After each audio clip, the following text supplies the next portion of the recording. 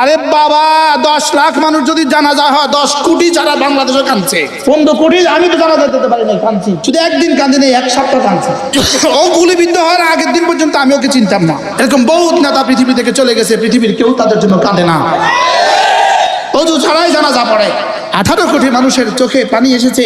আমার জীবনে 2 জন আজনবীর জন্য, সাধারণ মানুষের জন্য 2 জনের জন্য জীবনে কাঁদছি। শরীফ ওসমান হাদি, কলিজায় ইমান, তার কলিজায় কোরআন, তার কলিজায় ছিল দেশপ্রেম। না, এত মানুষ তার জন্য কাঁদবে কেন?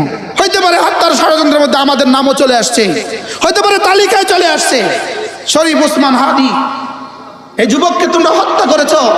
এই যুবককে হত্যা করে তোমরা, যুবক চেয়েছিল শুধুই ঢাকা 8 আসনের এমপি হইতে।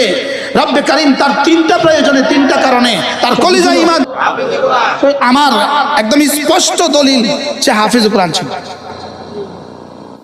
গত পরশু আমার ঢাকা যেখানে বয়ান ছিল, ওই মসজিদের ইমাম, সাবার কি মসজিদ বলে নাকি, সাবার